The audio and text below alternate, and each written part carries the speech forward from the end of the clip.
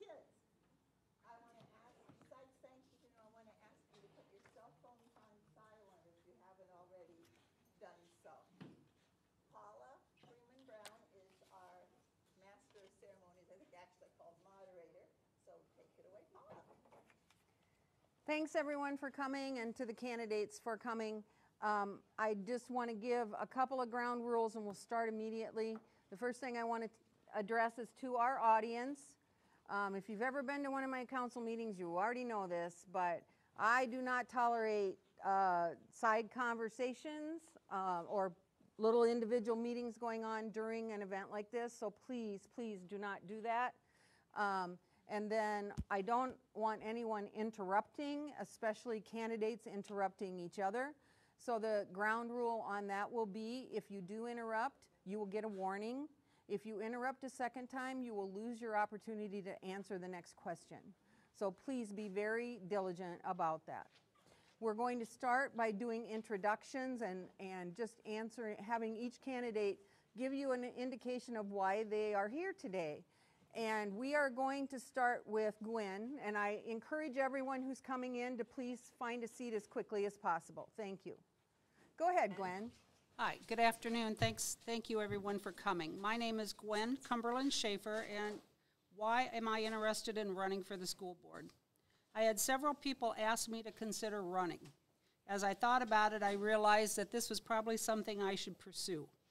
Public education is an institution that I feel very strongly about. I believe it's every person's right to have available to them the opportunity to receive a quality education. I graduated from Urbana High School and went to UNI where I received a BA in education.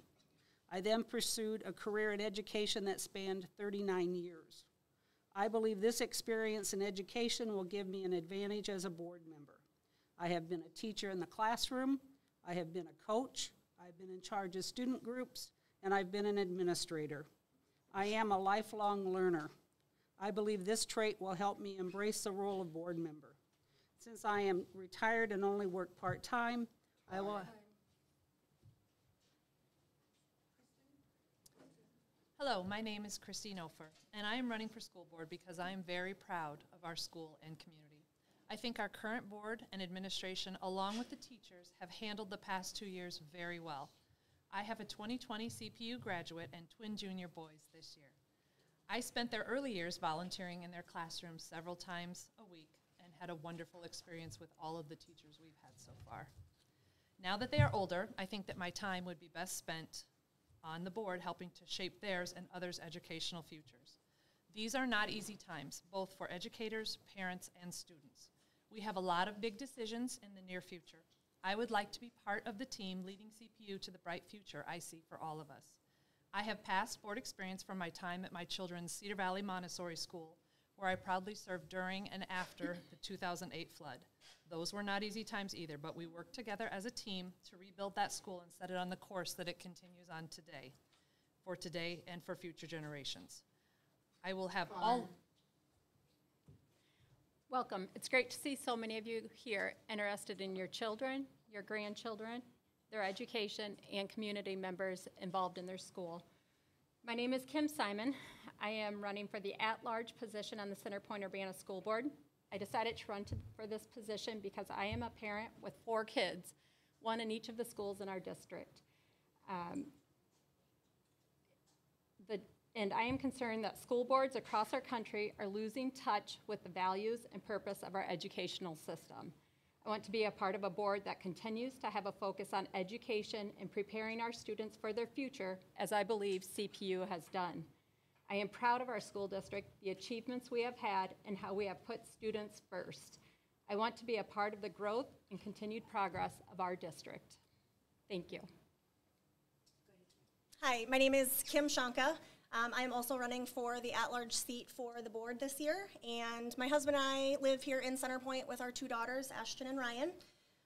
My interest in running for school board started several years ago, just with an increased interest in the happenings of the current board and what was taking place within our district. And one thing that I feel is very important is that we continue to build upon the great levels of education that we already have, but doing that with openness and transparency and increased communication amongst the school, the staff, the parents, and the community as a whole. So I'm pleased to be answering all of your questions today and hope that you can then make an informed decision on November 2nd. Thanks. Okay, thank you. Wait, we will begin with our first question. This first question comes from Carrie W., and it is, have you had an extended conversation with the superintendent? And in what area do you feel you can work together to push forward positive change for the district? Christine? And then you'll have 90 seconds to respond. Okay. I don't know if I would call it extended conversation. I did ask for a meeting with our superintendent just because I looked at the Iowa School Board Association, and I just wanted, it varies from school to school what the job of a school board is, and I just wanted to be very clear what my job would be in this district. And so we did have a conversation. He was very helpful. I'm not sure if he met with anybody else, but we did have a conversation. He answered my questions and did a really good job because there was just some things that I wanted clarity on. Positive change, I would say probably not much of a change, but I would like to continue with the communication between our teachers, our staff, the paras, and the administration. I think that that is the best way to prevent problems in the future if we're open with each other, if we talk to each other, if everybody has an idea and is at least on the same page. I believe for the most part Centerpoint has the same goals. We know each other. We shop the same places. We see each other at ball games. Anyone up here would do a good job. We all have the best interests of our children at heart, so I just want to continue with that. Okay. Can you repeat that question one more time for me, You please? bet. Sorry. Have you had an extended conversation with the superintendent? What is an area you can work together to push forward positive change for the district? I did. I asked for a meeting with Mr. Burninghouse as well, and I met with him because I wanted to just see where is the district at? How are we doing financially? What are some issues that he has heard from others brought up that he's concerned about?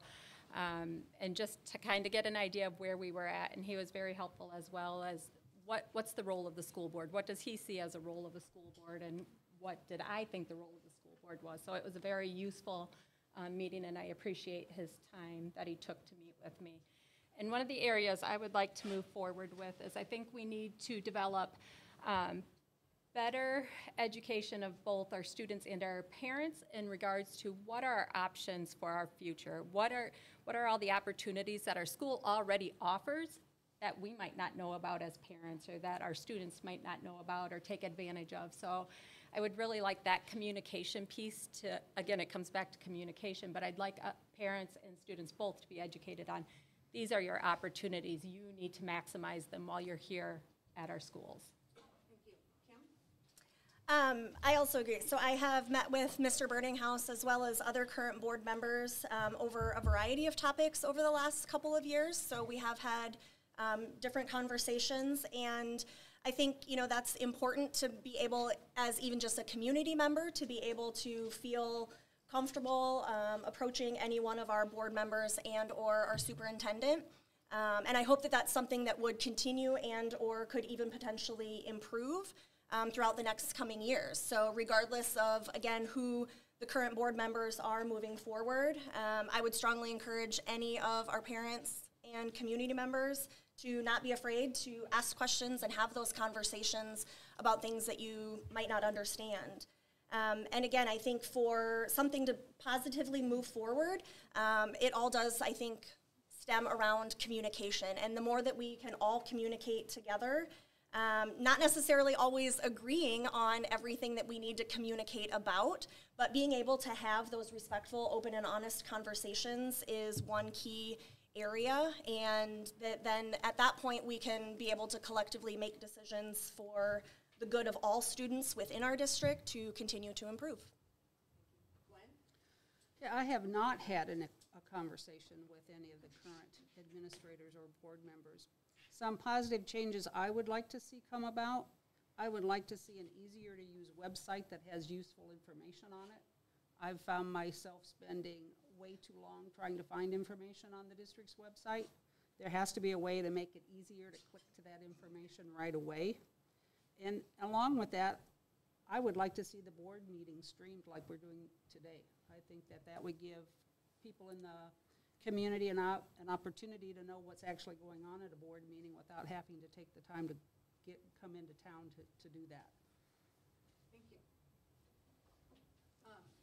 This next meeting will next question will be directed to Kim Simon first. Effective board members must be bridge builders and consensus seekers. This question is from Dick W. I'm sorry. Tell us about a time you worked within a group who had diverse opinions in order to find a common ground and bring different sides together for a positive solution. First, I'd say at home every day that happens. My children don't necessarily agree with me, so that's one situation. But I think I do that every day at work. You know, we work as a group. We have different opinions of how we should move forward, what should be done, what's the most effective strategy to solve this problem, solve that problem. And we don't all agree on it. But I think what you have to do is you have to listen to one another, because just because I go into those meetings thinking I'm right and I know best because I've thought about it and this is the answer that I came up with. But if you actually listen, and everybody goes into those meetings thinking that way. Nobody thinks, I have a bad idea, but I'm going to throw it out there. So you have to listen to them because they're passionate about their reasons for what they believe. And they might bring something to you that you didn't think about and say, I guess I didn't think about it that way, and that makes sense. So can we piece that together and come up with a solution that is going to benefit the most people? Thank you. Okay. Kim? Yeah, I would agree, definitely on the home front. But I would say from a work perspective, part of my role is being able to work with a multidisciplinary team. I think it's very important for the board to represent a diverse group of people because that is what our district and our communities are made up of. So in that, you would hope that there are differences in viewpoints and opinions and approaches to things. I'm sure we can probably all agree there are many situations where we can get to the same end solution, but we might each take different routes to get there. So in being a board member, I just think it's very important to be able to listen to all of those approaches so that we can maybe find which is the most efficient and effective way, because we can't all collectively go different ways in solving things at a district level. But the more that we can communicate with one another to find a effective and, again, efficient solution that is for the majority of all people, I think that would be of greatest benefit. Thank you.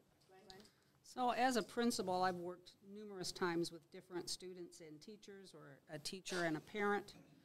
Both come into the situation viewing the situation entirely different. You have to sit with them and kind of come to a understanding of this is what happened. How are we going to deal with it?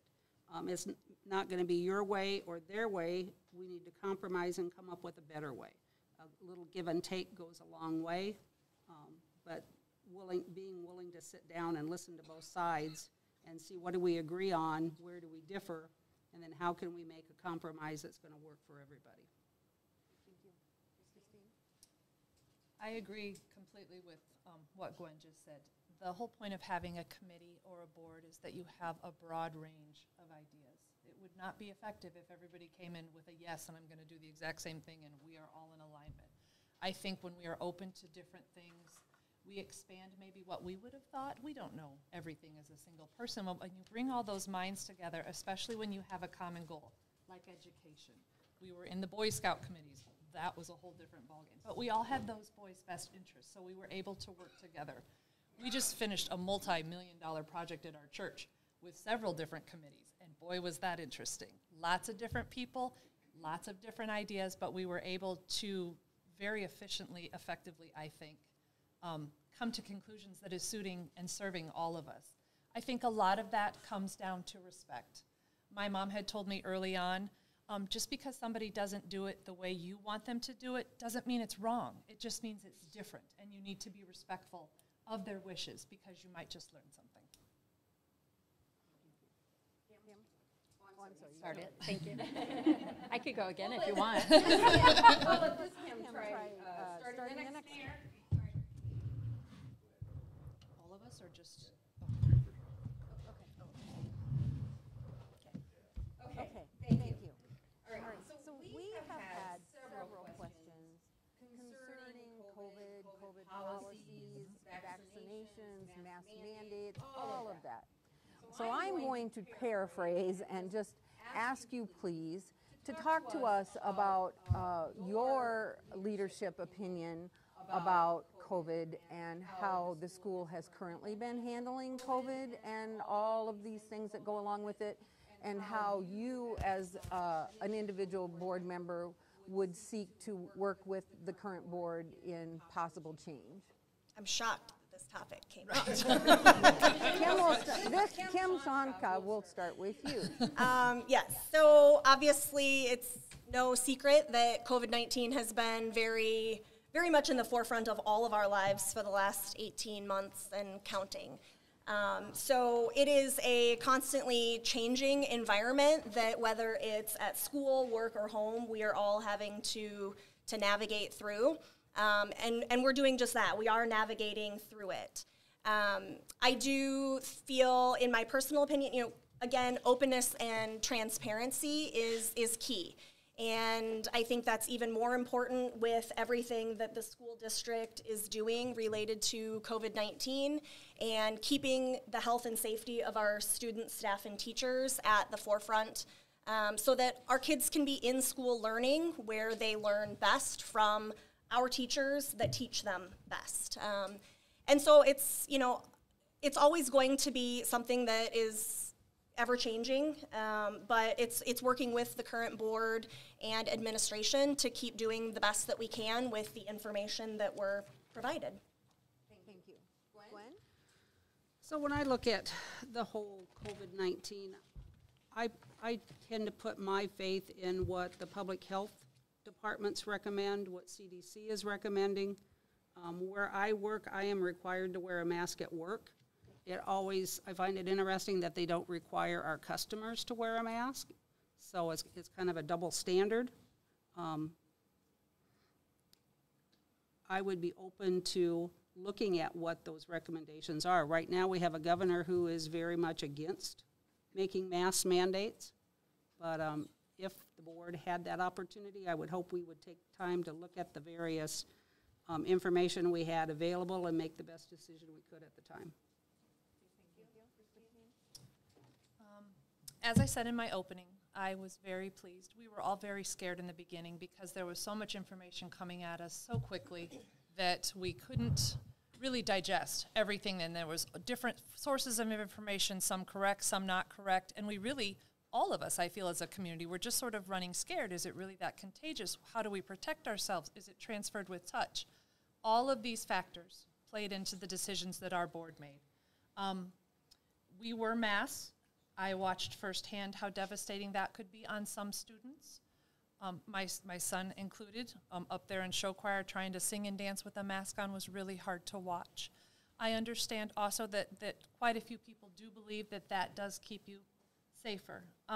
We were masked last year. I think we had mid-100, 150, 160 confirmed cases of COVID throughout the district. This year, we're unmasked. We've had, even with as highly contagious as this Delta variant has been, we've had significantly less cases.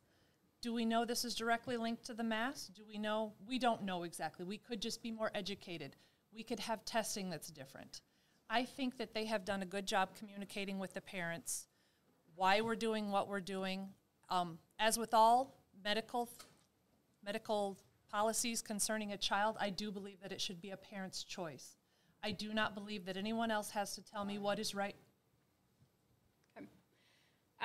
I feel like our school district did a great job this last year. Our kids were in front of our teachers with face-to-face learning. And I just want to, if there's teachers out here, thank you for stepping up and working through last year, because I know it was hard on you guys. But I think our board and our district listened to the Iowa Department of Public Health and followed their recommendations. There were recommendations that were different for Lynn County versus Benton County versus the CDC versus Iowa Department of Public Health, and we chose one department to follow, and they followed that. Do I agree with everything they did? No, and there were changes looking back, but that's hindsight, and at the time, I think they did the best that they could do.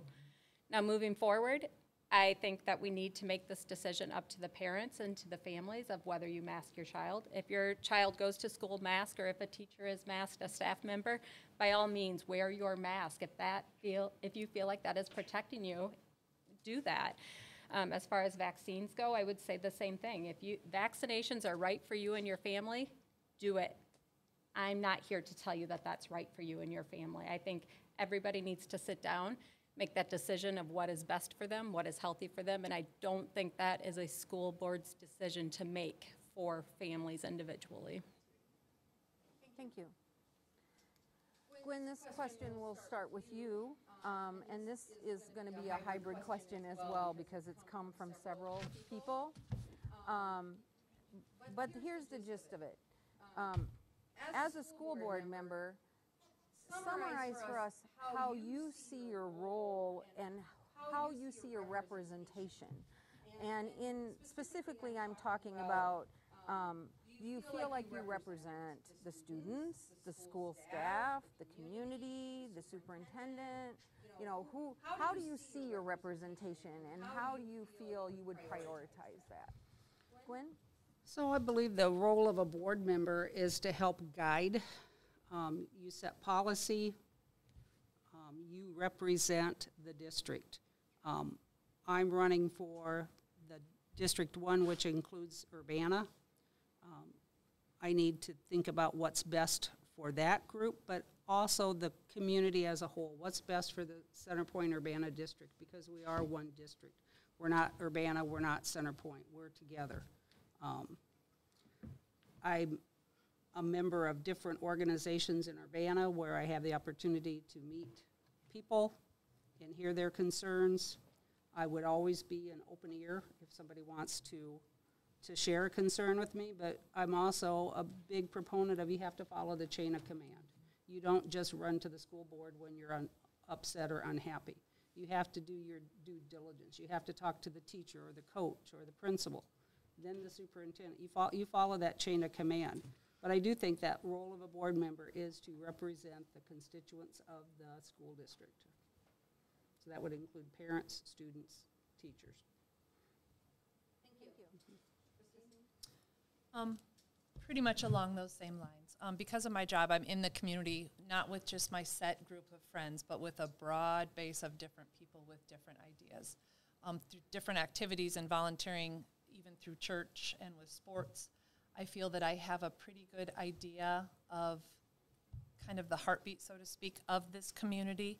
And we don't agree on a few things, but for the most part, we agree on most of it. As I've said repeatedly, we're here for the best for our children, their educational, their health, their safety, all of that. The board members' responsibility, one of the things that Mr. Burninghouse said is that we are not there to provide a certain parent with a certain problem. There's a proper protocol that must be followed. And so it is our job to help direct those parents who may not know what they need to do. This, you should go, as Gwen said, to your teacher. And then if you don't get a resolution you like, then go to the principal. And we are the last say on any issues that we would have. But I do think that it's good as board members that we are out in the community as an ear to listen and help guide you in the directions that you would want to take. Thank you. Kim? I think my role is first to represent students.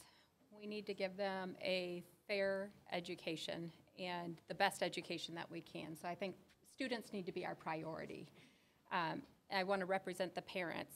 You know, parents need to have a voice in what is happening in their schools. So if they're concerned, if they do not feel like things are going well in their district, they need to be able to speak to the board and be able to express those concerns. And then represent the community. You know, I see a lot of faces in here who probably don't have kids in the district, but you're paying taxes. So you want to make sure that The board is being responsible with your tax dollars and your grandkids and making sure that things are moving forward properly in that direction. So that would be my order of priority of who I feel like I'm representing. But, you know, I want to also say that if I were elected, I represent the people who's going to vote for Kim Shonka as well. I want to listen to those people as well. It's everybody who you're there for, not just the people who supported me or vote for me. So, thank you. Kim? Absolutely, I agree with a lot of what has been said. You know, our role as potential board members is to make sure that our students are getting the best education and opportunities available to them through our school district. In doing so, though, we as a board also have to make sure that we are doing that in a fiscally sound manner, because it's not just representation or fulfilling the needs of the school district and students of today, but also of the future. And so we need to make sure that we are looking ahead and that we're able to have that be sustained growth and achievement and not just a one-time thing. I think making sure, again, that we develop and continue with a great culture within our community. Part of the reason, I mean, my husband and I moved here 9 years ago for the district in and of itself. And I'm sure I see a lot of heads nodding that we maybe were not the only ones that have done that. But again, it's continuing to build on that culture of, you know, this small town community that also has some of the opportunities for our students that larger school districts have as well, and continuing that so that our future grandchildren and so forth can also have those same opportunities and more. Thank you. The next question comes from RM, and it is, what goals do you have in particular to increase our scores in Iowa basic skills and other testing? And this question begins with Kristen. From the time that my children were little, how we've done Iowa basic test of the Iowa test of basic skills has changed slightly. Not a ton, but I can remember when I was little and how we would take it, and sometimes we would just fill in little make patterns. And I know that that is not always a perfect representation of what is going on in our school districts. I think that our teachers do a really, really good job preparing the children as best that they can for those. I think it offers a broad view of where we are as a district. Goals I would like to see. That's a good question. I don't actually know what goals I would like to see, other than just to continue with the education that we have been giving them, because I do feel that we are doing a positive job in informing them and preparing them for success at different schools and later on in their life. I don't really see any failings that Centerpoint has done so far. My children never really struggled with the Iowa test of basic skills, but I know that some had, and they were always made so that they could have the best positive outcomes as well. So I guess I don't see a lot of changes that even could be made. It's such a regimented testing, so I would say our teachers do a really good job of preparing them for those tests. So I know we have changed testing that we've done over the last several years. We've gone from the Iowa Test of Basic Skills to the ITEDs, and I'm fast testing now, I believe. So I think we need to get on a standard of what we're testing and then look at it. And I guess I can't say for sure that we're not improving in those areas, so that is something I would need to look into more. But I think it comes down to, what are we teaching at our core? You know, there's a lot of controversy over bringing in different programs and what we're teaching, but I think that really comes back to what I believe is true, that we need to test or need to teach at our schools: math, English, science, social studies, you know, those basic core curriculum. I think everything else we can have a conversation about, but we need to make sure that we are strong in those areas, because that's what those tests are, to make sure that we are doing well in those areas, because that's how we move on to make future leaders. So, thank you. Thank you. Kim? Agreed. And now even with the ISASP testing, you know, I think Standardized testing is one measure of education within our students. And while that's there, similar to the healthcare world, there's many different things that we can do to measure a person's health status. Sometimes it's not always about the numbers and a test result as well. So again, while the standardized testing is there and something that is important, I think it's just overall, how are we teaching our students and our youth to go on and be successful later in life, regardless of what that may look like.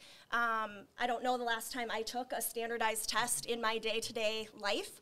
And so those are not things that they are doing on a regular basis out into the world. And I think part of our job is to make sure that they have an education that does make them successful once they leave the school system. And, that measure or definition of success looks different amongst all of us. But whatever we can do to help prepare that, while, again, knowing that we do have some of these standards and metrics that do need to be achieved, looking at that. So I agree, this is just one test, and we need to not, and the state needs to not put so much emphasis on that just one test. But I do think it would be important that we communicate with the parents when the testing's going to happen, make sure that we try to get kids have plenty of sleep, good nutrition, so they can do the best they can. But then I also agree that you need to work on the core. Students need to learn to read so they can read to learn. If I can't read after third grade, I'm going to really struggle because a lot of my instruction is going to come through reading textbooks. I think there's a quote that I'm not going to say who I think it's attributed to because I could probably be wrong, but the person who doesn't read has no advantage over the person who can't read. Thank you.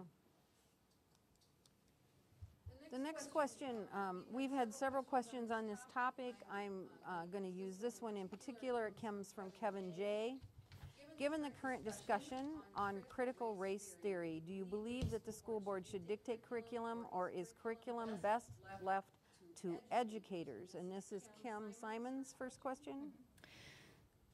So the governor actually passed a law that critical race theory cannot be taught in our curriculum. So even if our educators wanted to teach it, they can't right now because the governor passed that law.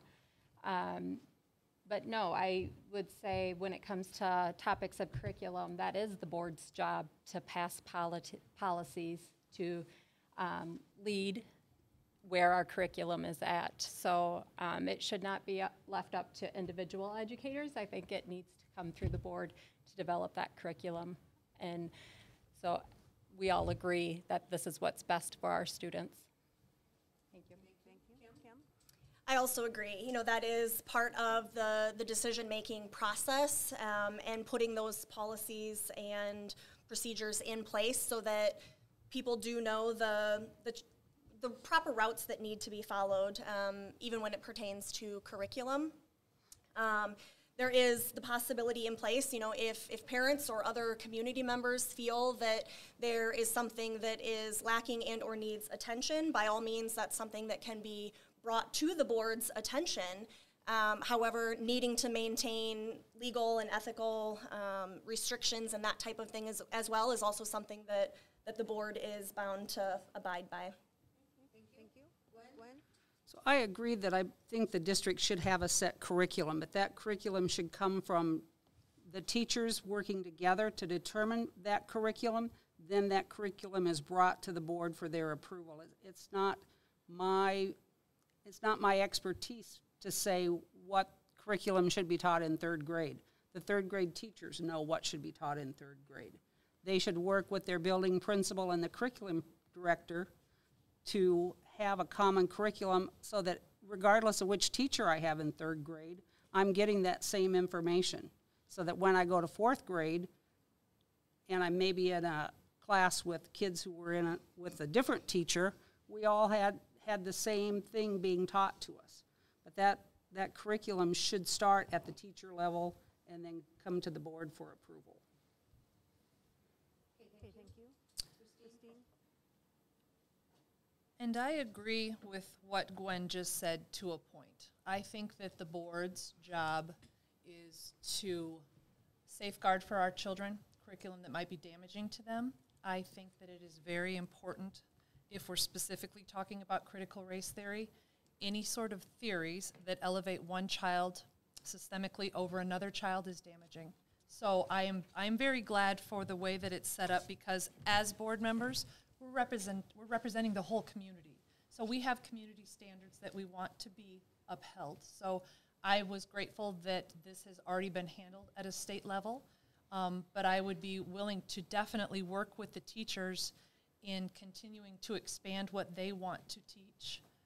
But it would have to be presented in a way that would be acceptable to the whole community, I guess. Okay, thank you. Okay, our next question will begin with Kim Shanka. And this has been asked numerous times as well, but I'm going to paraphrase from Andrew W. And it's about inclusion and your plans to help our school district be a more inclusive school district, not only when it comes to race, but when it comes to sexual orientation, when it comes to disabilities of all kinds.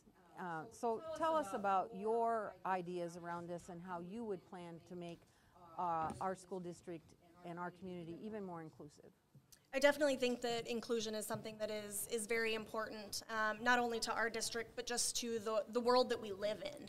And the more that we can do to teach our children to be just kind people to one another, regardless of racial background, sexual orientation, abilities or whatnot.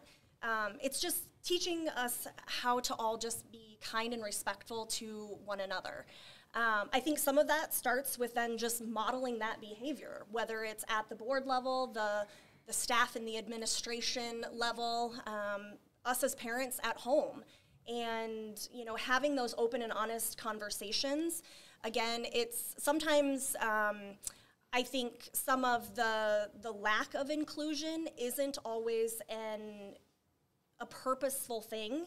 I think sometimes it's just from a lack of understanding, and it's one of those you don't know what you don't know. So the more conversations that we can continue to have to help bring some of those issues that I might not even know exist to the forefront helps us then to be able to address those issues and become more inclusive.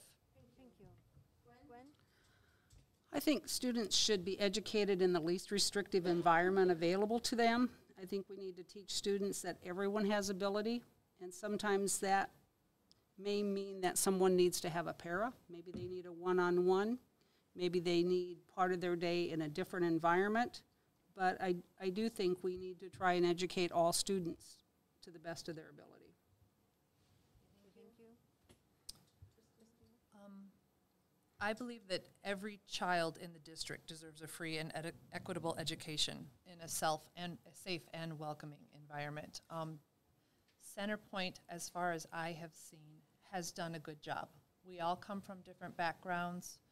We all have different standards that we have in our own home. I think the main thing is that if you're caring in your own home and you're kind to people, regardless if they're different than what you look like, that's a good thing. That can only benefit children.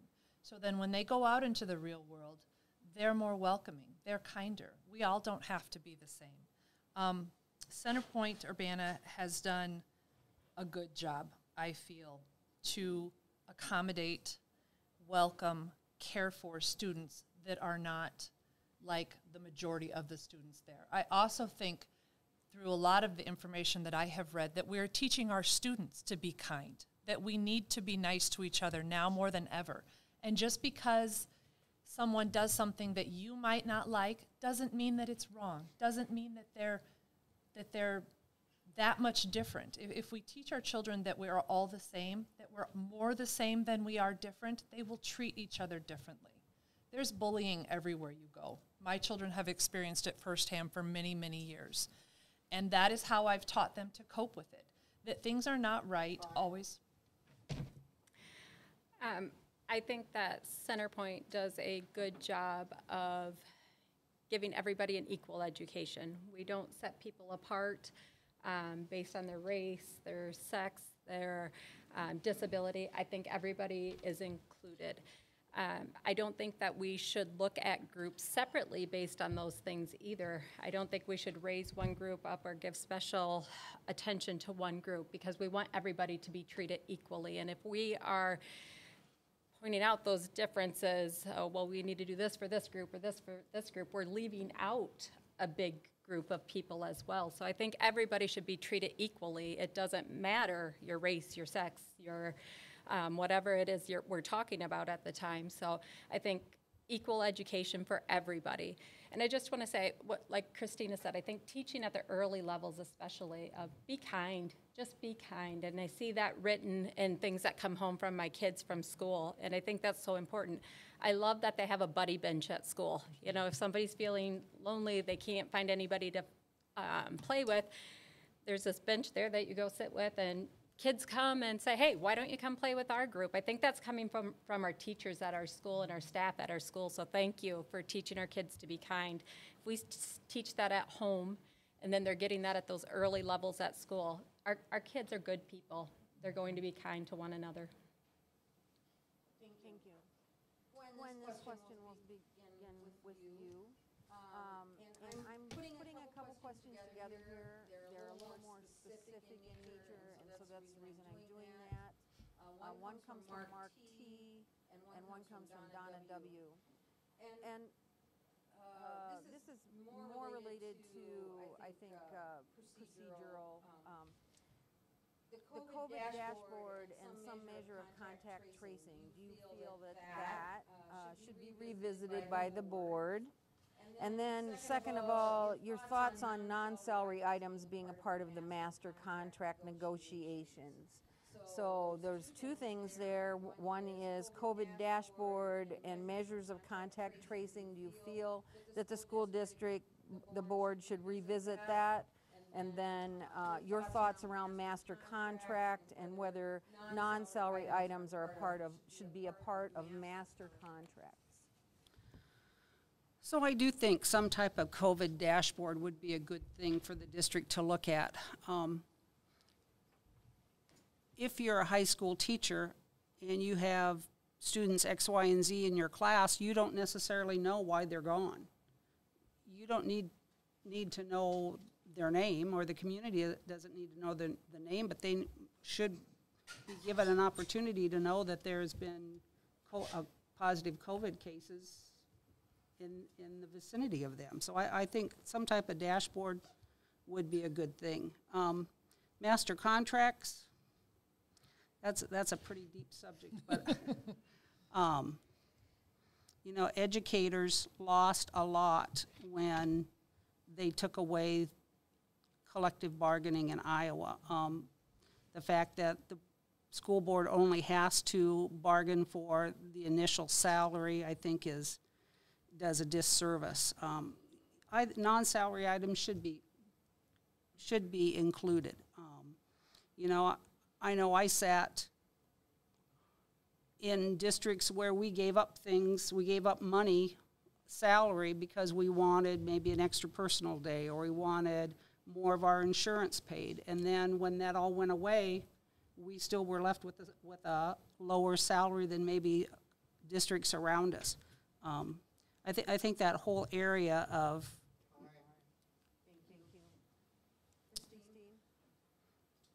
Quite honestly, I go back and forth on the master dashboard. I can see why it would be beneficial. I don't think that it's probably a fair representation of what's really going on. When my child is sick, I don't call and say, this is what he has and this is why he's gone. I know that you report it when it's COVID, but I can see the benefits on both sides. So I guess I don't have a strong answer on that. If it's helpful to some, I'm okay with it. Personally, I never looked at it once last year because it was irrelevant to me. My child was fine. If he wasn't, we went to the doctor and took care of it. Like she said, that's a deep subject with the master contracts. When they took away the negotiating, all those. I understand why. We need to be able to plan from year to year, and if we're constantly renegotiating contracts, it's hard for us to set budgets that we can stick to because we don't know what might be added. I will tell you that CPU financially is doing great. They've done, the past board and superintendent are doing a wonderful job. I know that we had a surplus last year. I know that the teachers were given part of that surplus. I think that doing things like that when we have extra, instead of finding someplace to allocate that money, but giving back to our teachers who work so hard, when we can do that, I think we absolutely should. They have the hardest job, and I can't imagine doing their job. And they do it tirelessly and with love and with grace. And I think that anything that we can do, it doesn't have to be in a contract. We're constantly taking snacks.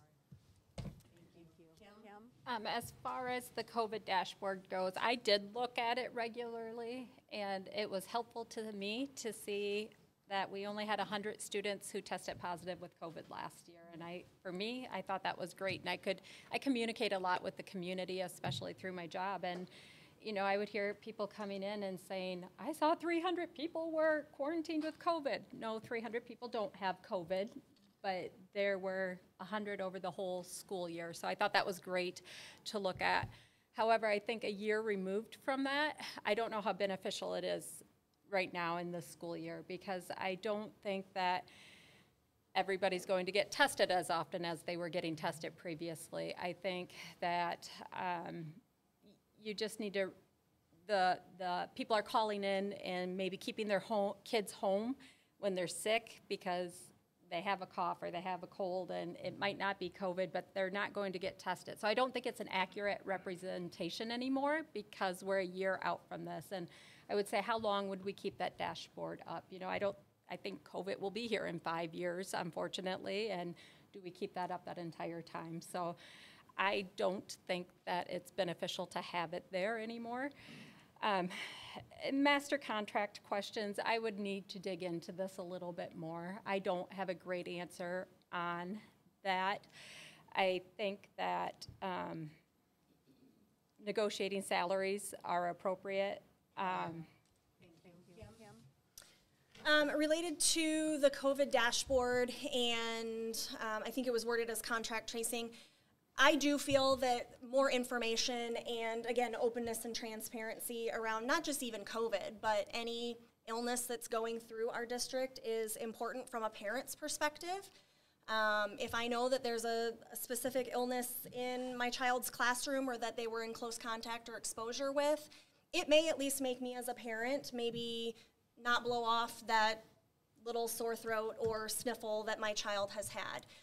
So I think it just goes to give us the more information that we have as parents, then that allows us to maybe make better decisions, or at least maybe make different decisions. Maybe the same, but at least we have the information to make that decision off of as parents. With the contracting, I also would like more information. You know, I think coming from a family of educators, I know that it is a far too underpaid profession for the work that educators do. However, I think anything that we can do to be able to, as fairly and equitably as possible, reward our staff and educators for the work that they are doing, whether that's through salary, benefits, or any other recognition that we are able to, I think that is important because they do play a very vital role in the success of our kids. Okay, thank you. This will be our last question, as I do want to give everyone time for their closing remarks. This question will begin with Christine, and this is from Melissa G. Teacher shortages and burnout are at an all-time high. Administrator burnout is also extremely high. In what ways do you see the district being able to recruit and maintain high-quality teachers and administrators? And I would take that question a little further and say all staff, because I think all staff at your district is very important. And I would take it even further that we're all burnout. This has been a rough couple of years. I think that it's very important to take the information that we have and do the best that we can. I think that maybe just communicating a bit more with our staff, seeing what we can do. We have a wonderful community. We will come around and surround our teachers. I've personally taken supplies that I know have needed. I know lots of people do that. If we know there's a need in this community, we fulfill it. It doesn't have to be written down. We're good people. We want our teachers to be successful, because then in return, our children are successful. I don't want somebody teaching my children who's angry or doesn't have the proper supplies. I want them to have everything available to them that would make them successful, so that they don't have to worry about things like that, or getting things like that to then make my child successful. They a lot of times are with one-on-one with my child, or get more time in a day than I do between sports and stuff. So I think that the administration does a good job listening to the staff, and if there is needs, all they have to do is tell the parents, tell the community, and we will supply it if it's earthly possible. I think right now we are in a very competitive situation across the board, whether it be in our schools or at McDonald's. I think there's staff shortages everywhere, and everybody's getting burnt out because of that. So I think, again, we just need to be kind to each other. But I think one thing we need to look at is, are we competitive with our pay, with our teachers, with our paras? Oh, I think we need to do exit interviews, or consider doing exit interviews. Why are we losing staff? What makes them unhappy about Centerpoint? And then take that information and improve on it. You know, I think we need to listen to our teachers. There's the whole chain of command thing that we talked about earlier, but I think, are our teachers, do they have committees? Are they communicating to their administrators? What do they need? What do they feel like they're lacking? What are they unhappy about? What are they happy about? What's working for them? And I think that needs to be expressed to the board and to their administrators, just so we can build on that and continue to improve with that. I agree. I think a lot of it comes from just listening and being there to be able to support our staff and our administration. You know, when it comes to people leaving because of burnout, you know, retirement, any and all of that, we need to make sure that as a district, when it comes to attracting new talent, obviously we want that to be to the standards that we have here at CPU, and by doing that, it comes from maintaining the excellence that we do have within our district, and that culture that we have within our community and our district, so that people want to come here. You know, I think it's important for current and future staff.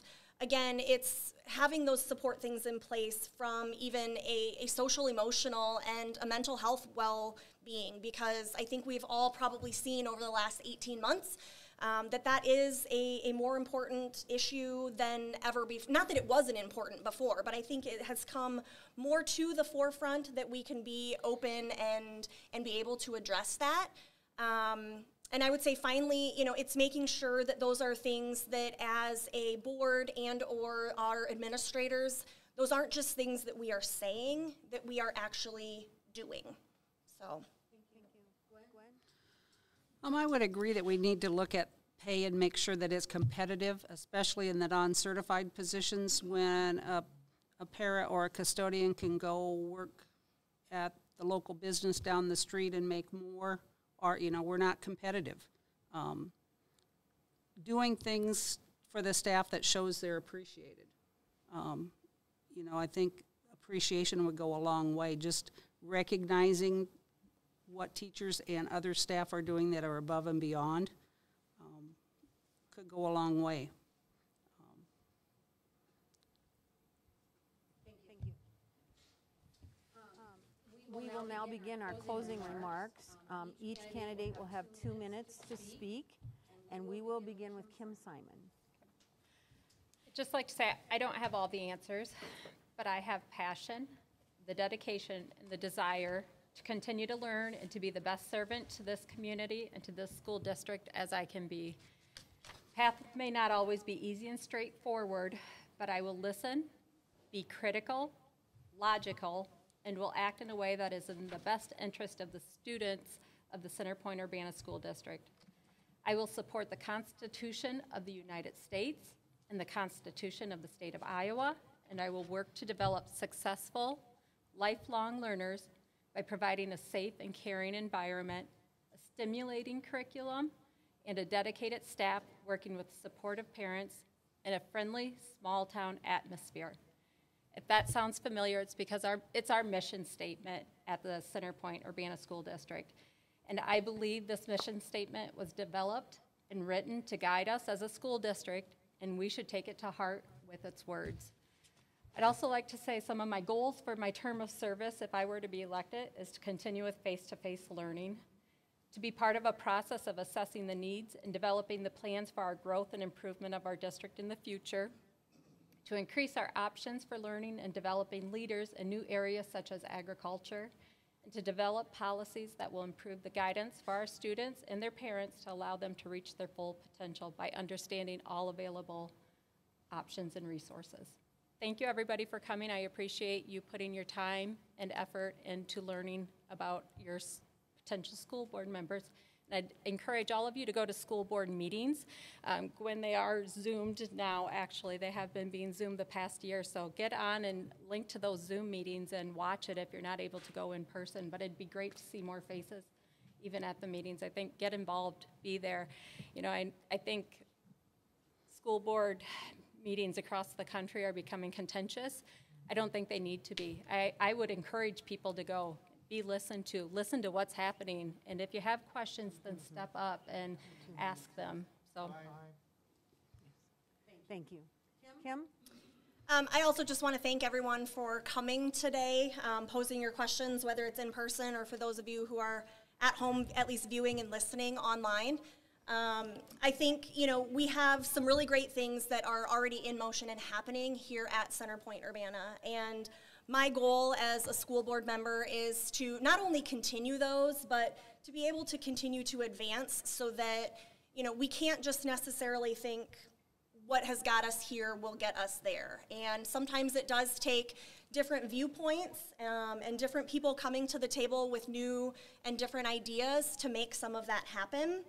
I am a strong proponent of, again, openness and communication. So being available as a board member, again, encouraging people to come to board meetings. I have learned so many things over the last several years in attending them with issues that maybe I never would have thought of before. So just get involved and be aware, but then don't be afraid to speak up. We should be having a welcoming board that any member of our community or staff should feel comfortable addressing and raising those concerns. With that communication, I think the website is something definitely that needs to be addressed. I know it's in progress right now, but it has been a slow progress. So whatever we can do to be able to speed that up a little bit, whether it's getting more people involved, I think those are all things that help us to make Centerpoint the great district that it is. So again, I thank all of you and would appreciate your support on November 2nd. Thanks. In closing, there are many things I could say.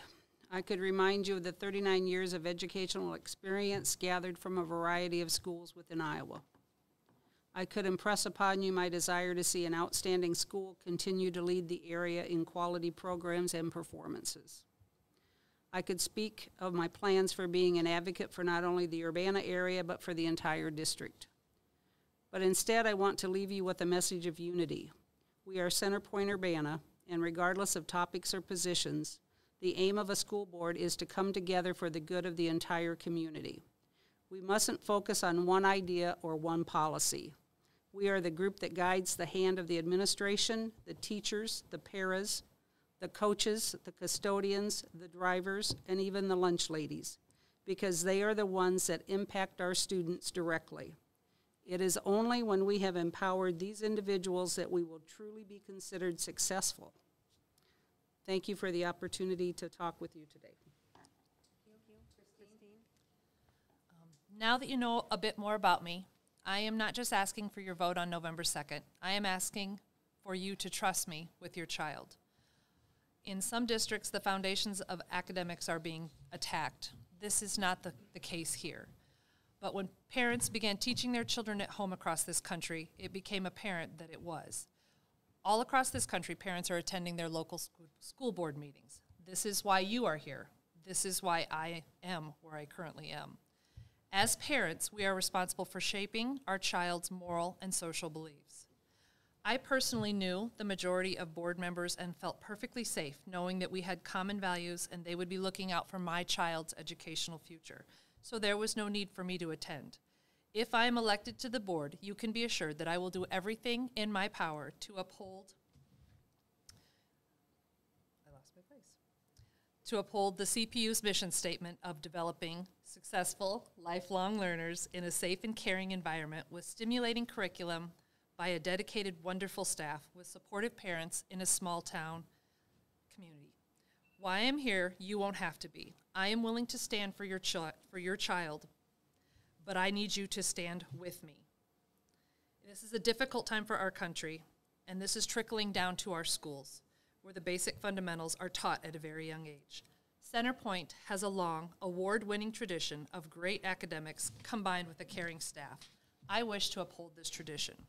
We also have a lot of big financial decisions to tackle in the next few years and a growing community, and we will need your input so that we can decide together what is the best way to serve our children. Finally, and most importantly, I want all of us to put aside our own agendas and work together for our children's education and for supporting of our teachers. I firmly believe that when we look at the bigger picture, we have more in common than we realize. Thank you. That concludes our questions and our closing comments. I just want to thank everyone for coming and for showing such interest in the school board election. I feel that we are so fortunate to have such qualified leaders who are articulate and passionate about this district. As your mayor in Center Point, if you happen to be from Center Point, for the last 8 years, I can tell you that the number one thing that we always hear when we ask people why they live in Center Point is because of the school district. The school district is what attracts people to our community, and then it is your council's responsibility to make sure that community upholds that opinion of our community and to support it.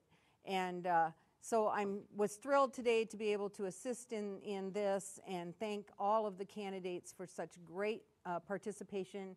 And I'm sure that they will be around for a few minutes afterwards. If you have, I couldn't get to every question, and I apologize for that, but you may be able to speak to them afterwards. So thank you again for coming. And I'd like to say, sitting here next to Paula, she's done remarkable with a nearly impossible task of all these questions and sorting them down and getting us through the thing in an orderly, disciplined manner, and we're only 2 minutes late.